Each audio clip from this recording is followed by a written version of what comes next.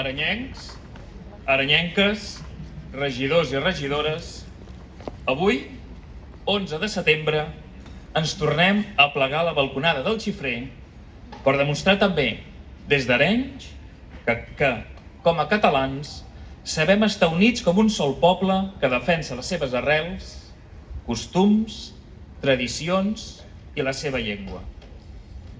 Aquesta diada, però, ens ve precedida per una tragèdia fora de les nostres fronteres. Des d'Arenys volem expressar públicament el nostre condol i la nostra solidaritat envers totes les víctimes del terratrèmol que s'han produït al Marroc, al sud-oest de la ciutat de Marràqueix. A la nostra vila també hi viuen persones originàries d'aquelles terres, que conserven vincles familiars o personals amb les seves poblacions d'origen, a les quals manifestem també el nostre condol pels milers de víctimes mortals i la nostra solidaritat cap a les persones ferides o afectades pel terratrèmol. Arenys està al seu costat. També referint-se i donar el condol a les 4 famílies que els joves travessant la via van perdre la vida aquí, al nostre cantó, aquí a Canovelles. Avui, però, 11 de setembre, com cada any, sortim al carrer per celebrar la nostra Diada Nacional i per expressar-nos i per reivindicar-nos com a poble lliure i sobirà. I és que la sobirania és sinònim de més benestar i més oportunitats per tota la ciutadania.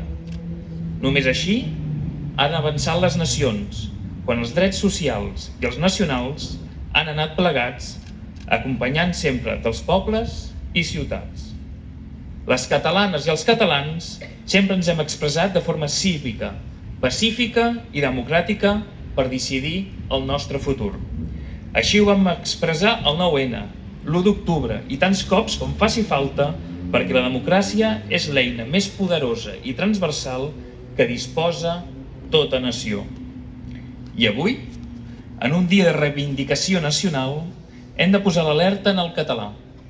La nostra llengua és una eina de cohesió social, d'identitat i de cultura que hem de preservar, protegir i potenciar encara més, sent capaç de transmetre'l a tota la ciutadania, a les generacions futures i als nous canals digitals.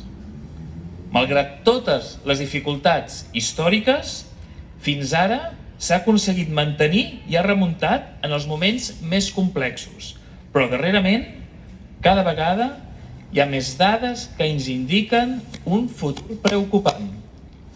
Al món hi ha un 40% de llengües en risc de desaparèixer, entre els quals el català, que ha disminuït el seu ús de manera accelerada en les últimes dècades. El català segueix sent la llengua habitual a la majoria de les llars de Catalunya, les Illes Balears i fins i tot el País Valencià.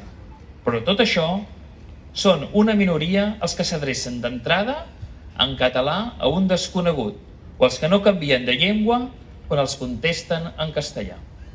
L'ús social segueix sent, doncs, l'assignatura pendent del català, sobretot a les xarxes socials, a les noves tecnologies i als mitjans de comunicació.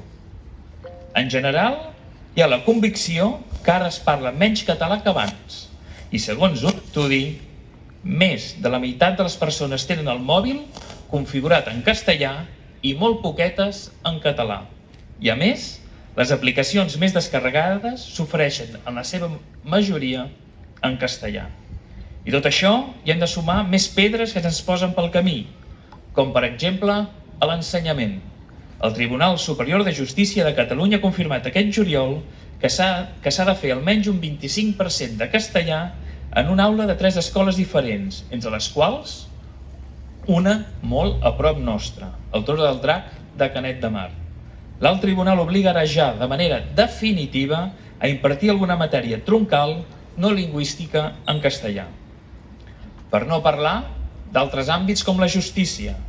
El nombre de sentències redactades l'any passat en català als jutjats van ser mínimes i en el món del comerç i empresarials la majoria segueixen promocionant-se i fent propaganda en castellà i altres idiomes, però no en la nostra llengua, el català. D'aquests riscs de pèrdua del català ja en parlava la lingüista Carme Junyent, gran defensora de la llengua catalana, que ens ha deixat recentment. Va dedicar gran part de la seva carrera a defensar el català i altres llengües minoritàries i alertava sobre els perills de la desaparició de la nostra llengua si no hi havia un canvi de comportament dels parlants. En el seu llibre El futur del català depèn de tu, va escriure que la nostra llengua pot tenir una vida curta. De la mateixa Carme Junyent deia: la mort de les llengües és un procés cumulatiu i en els darrers anys han anat confluint una sèrie de factors. Molts canals de televisió que ignoren totalment la nostra llengua, els jocs d'ordinador, els influencers, que s'han unit a la manca de consciència i d'informació. Tot plegat ha modificat el comportament dels parlants. Quan es tracta de persones que tenim el català com a llengua inicial, els joves el parlen menys que el que havien parlat els seus pares o avis, i els grans parlem menys que quan eren joves, i això és demolidor. Des d'Arenys hem posat el nostre gra de sorra en la defensa de la nostra llengua. En són un clar exemple els grans escriptors i escriptores que en català formen part de la història de Catalunya. Justament el dia com avui fa 10 anys, celebràvem l'any Espriu. Com a alcalde, va ser tot honor representar a la nostra vila l'acte institucional al Parlament i lliurar la senyera que es va hissar al Parc de la Ciutadella de Barcelona a mans de l'aleshores president de la Generalitat de Catalunya, el molt honorable Artur Mas.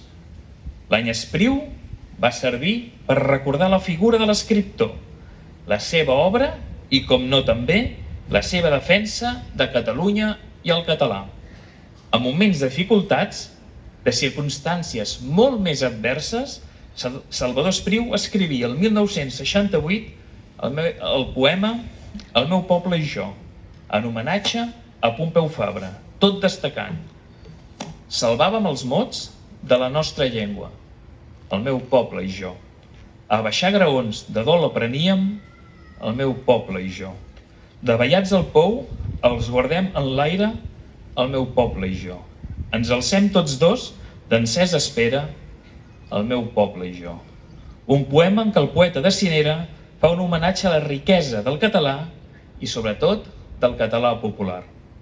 No tinguem por de viure en català, de pensar en català, de parlar en català, i això no s'ha d'interpretar com a cap imposició. Som una terra rica i acollidora, i la resta de llengües que s'hi parlen també hi tenen cabuda. No hem de deixar que es perdi, però, la que és nostra. I abans d'acabar, vull donar les gràcies a tothom que ha fet possible aquest acte.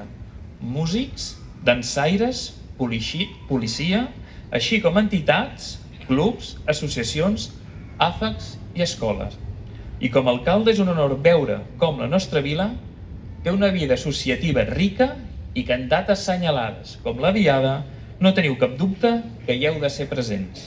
Sou la prova, com tantes persones i entitats d'arreu de Catalunya, que som un país viu i és un esforç de tots, també dels polítics, preservar la nostra identitat social, cultural i lingüística.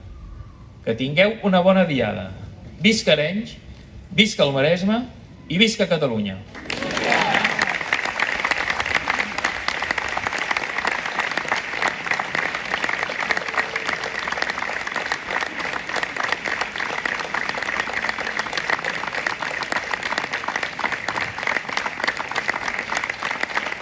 Us convidem ara a cantar el cant dels segadors.